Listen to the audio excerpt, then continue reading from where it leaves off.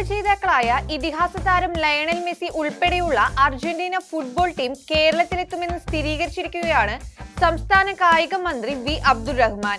കേരളം സന്ദർശിക്കുന്നതിന് Argentina football അസോസിയേഷന്റെ അനുമതി ലഭിച്ചതായും മന്ത്രി പറഞ്ഞു. 1.5 മാസത്തിനകം അർജന്റീന ടീം അധികൃതർ കേരളത്തിലെത്തും. തുടർന്ന് ഔദ്യോഗികമായി സർക്കാരും അർജന്റീന ദേശീയ ടീമും സംയുക്തമായി ഒരു പ്രഖ്യാപനം നടത്താനാണ് തീരുമാനം. മത്സരവേദിയായി കൊച്ചിയെ പരിഗണിക്കുന്നുണ്ട്. എന്നാൽ ഇക്കാര്യത്തിൽ അന്തിമ തീരുമാനമായിട്ടില്ല. 50,000 കാണികളെ ഉൾക്കൊള്ളാനാകുന്ന സ്ഥലത്ത് വേണം മത്സരം നടത്താൻ. 2 മത്സരങ്ങൾ ഉണ്ടാകുമെന്നും മന്ത്രി അറിയിച്ചിരുന്നു. അടുത്ത വർഷമാണ് മത്സരം നടക്കുന്നതെന്ന് മന്ത്രി സ്ഥിരീകരിച്ചു. അർജന്റീന ടീമാണ് ഔദ്യോഗികമായി തീയതി പ്രഖ്യാപിക്കേണ്ടത്. ഇന്ത്യയും അർജന്റീനയും തമ്മിൽ റാങ്കിങ്ങിലുള്ള വ്യത്യാസം മുൻനിർത്തി വിദേശ ടീമുമായി ആയിരിക്കും അർജന്റീന മത്സരിക്കുക. സർക്കാരിന്റെ പൂർണ്ണ നിയന്ത്രണത്തിലായിരിക്കും മത്സരമെന്നും അദ്ദേഹം പറഞ്ഞു. മത്സരവേദിയും എതിർ ടീമിനെയും തീരുമാനിച്ച ശേഷം തീയതി പിന്നീട് അറിയിക്കും. നേരത്തെ മഞ്ചേരി പയ്യനാട് സ്റ്റേഡിയമാണ് ഉദ്ദേശിച്ചിരുന്നത്.